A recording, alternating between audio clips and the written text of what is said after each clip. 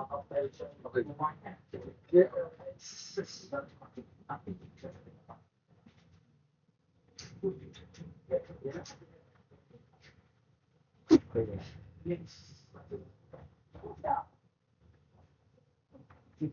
Mengalami bersama-sama validasi di sini saya memperjelaskan sebuah program yang sudah saya buat. Nah, sebelumnya sampai ke sana, nama saya Farizia Salifari dengan pendidikan Citra nomor 9, program studi teknologi data dan otomasi, Fakultas Sekolah Informasi, Universitas Diponegoro. Oke, baik teman-teman, di sini saya menjelaskan sebuah mata kuliah dari Pak Rofik Cahyo itu tentang keseluruhan pemrograman. Nah, di sini ada OOP atau Object Oriented Programming menggunakan bahasa C++. Nah, nanti kita membahas panjang-panjang di sini saya akan menjelaskan sebuah kelompok pelajaran yang akan kita pelajari hari ini, yaitu tentang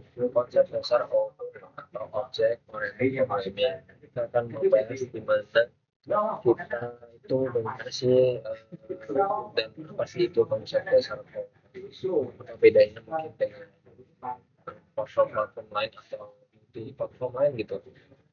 Nah, terus kelas dengan atribut dan constructor itu apa, terus kemudian metode dalam kelas yang penggunaannya itu bagaimana, pembuatan objek dan akses metode atau atribut pemisahan kode file CPP dan HPV itu bagaimana, contoh inheritance antara kelas induk dan turunan itu teman-teman. Jadi kita akan membedah PLP yang sebenarnya itu seperti apa.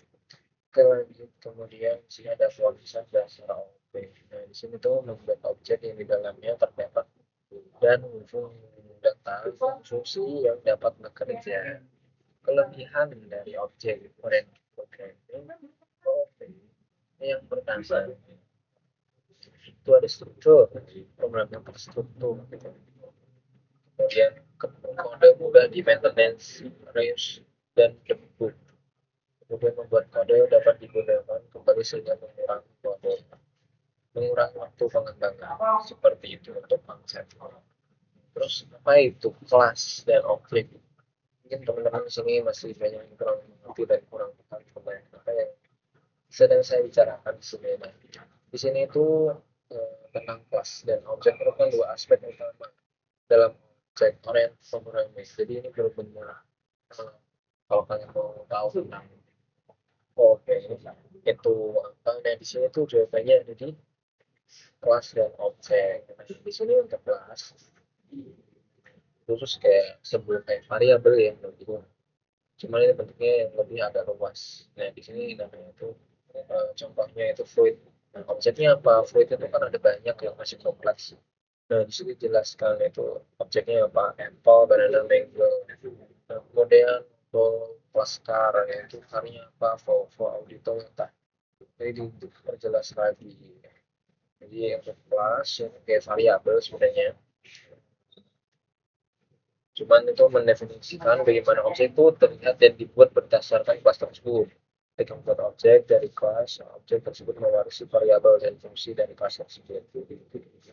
Nah, perbedaan prosedural dan OOP yaitu kalau prosedural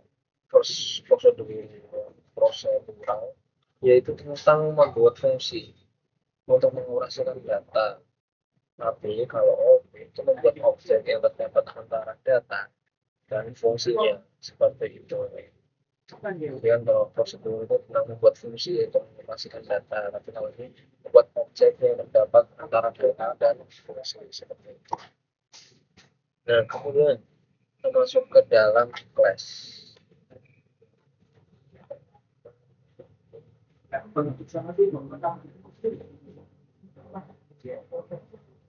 Sini untuk kelas dengan atribut dan konstruktor itu atribut variabel dalam kelas.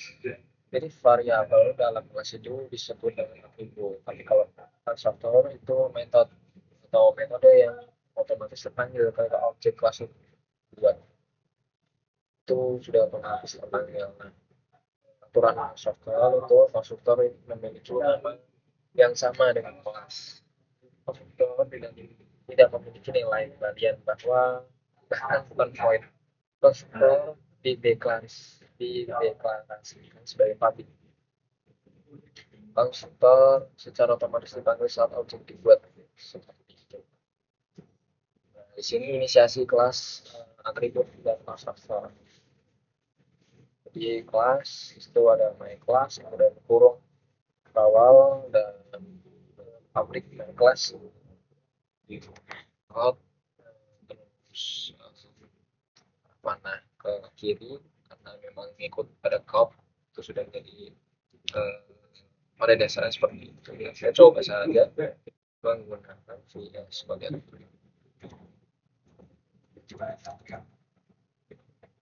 kita buka untuk VS Code-nya. Kita akan membuat server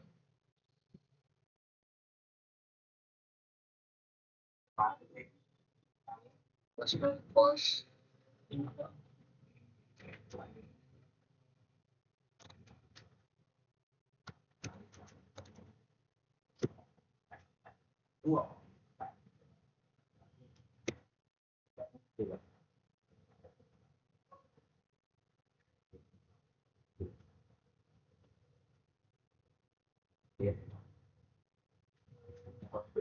kelas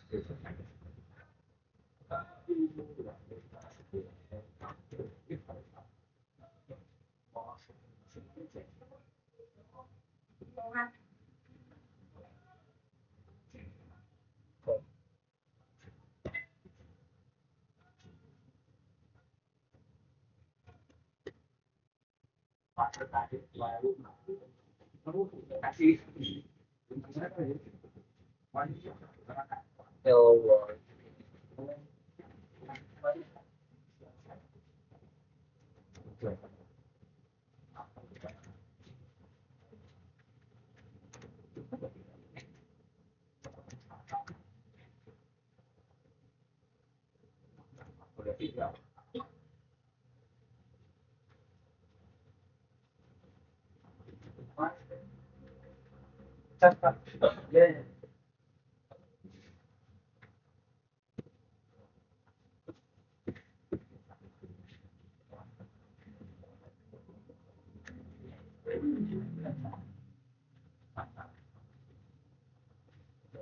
Oke, terus kita coba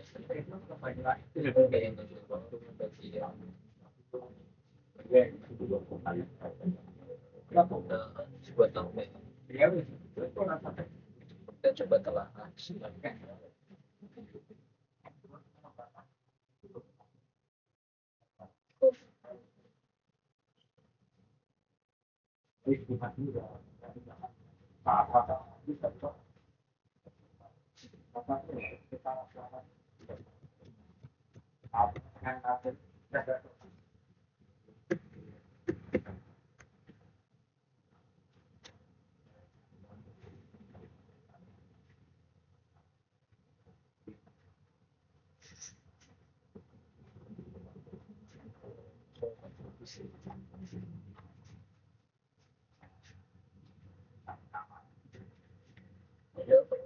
ya masih bisa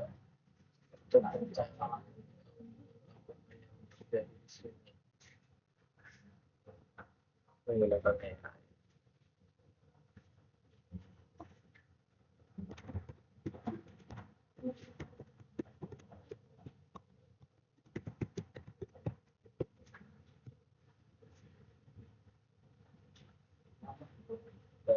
Ketika menggunakan AI, sebuah ini mencoba untuk menginisiasi tadi, mencoba untuk apa yang sudah terjadi error di dalamnya.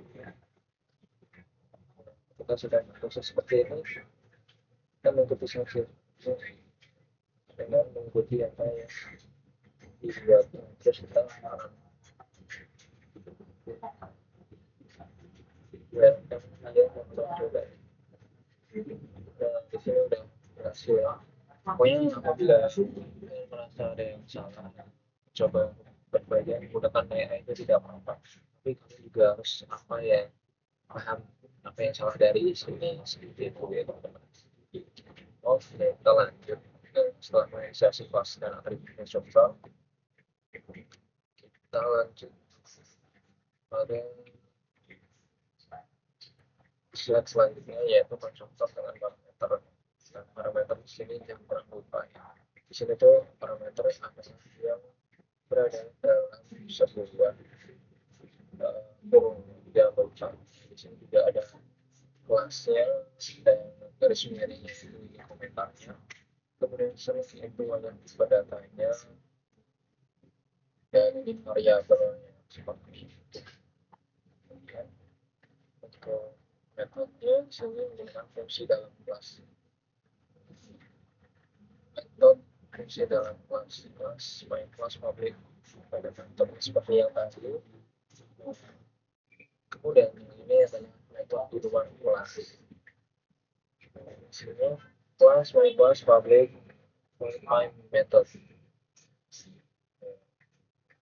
Sini menghasilkan sebuah objek di mana di sini hello. Nah, perbedaan metode dan konstruktor yaitu pada fungsinya atau konstruksi dari objek. Tapi kalau konstruktor itu lebih menginisialisasi objek.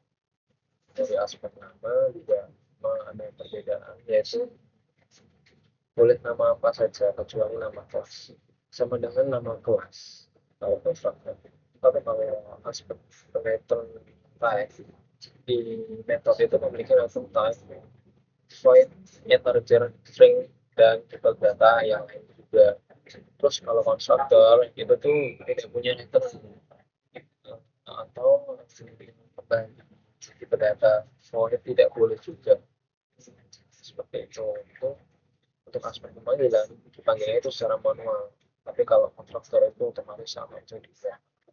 Tujuannya kalau metode itu mengubah data operasi akses data, tapi kalau konstruktor itu mengisi nilai awal atribut seperti itu.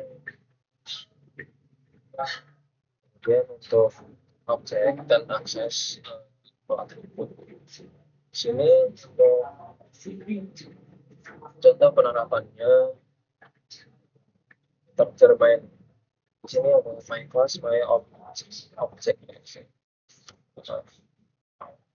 sini ini my class my object my method itu kan zero treat and also my class coba bisa cobanya lagi sebuah file yang sudah saya siapkan di sini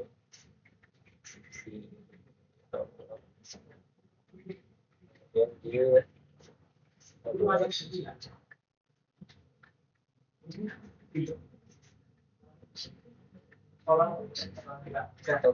atribut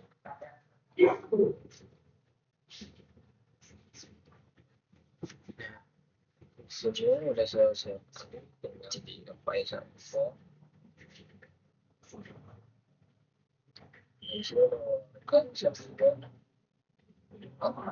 kita bisa menuliskan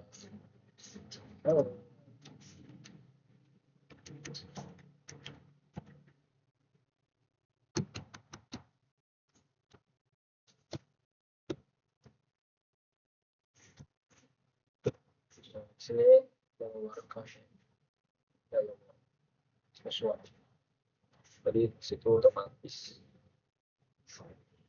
Kemudian selanjutnya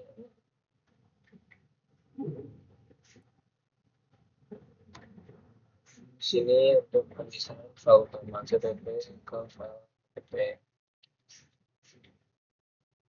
Di sini diperbedakan untuk cara pembagian APP dan OPP seperti itu. Kemudian contoh inheritance antara kelas input dan turunan. Inheritance bisa menggunakan kembali atribut dan metode dari kelas lain. Base kelas itu kelas induk, kalau dari kelas itu kelas turunan. Nah, di sini untuk include yesterday mostly itu username space steady dan kemudian di comment base class terus bilang class facial ini juga berada dalam kelas ini sebuah void apa void ini sebuah fungsinya sini juga ada menggunakan variable string di sini juga ada code my card and brand di sini my card model gitu. Seperti itu dan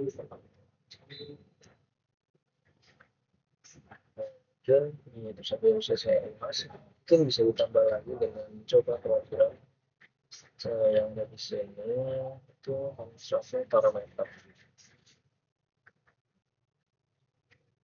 di sini ada kita run saja untuk skop yang ada kita ada seperti ini kita coba di sini perbaiki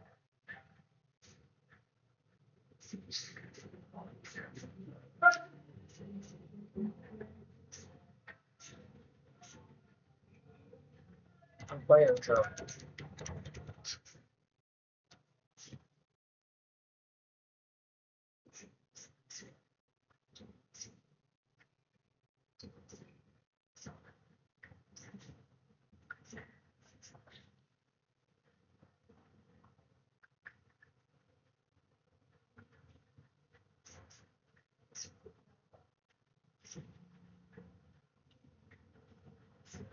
itu kita tinggal tentang saja kayak kita itu kan perlu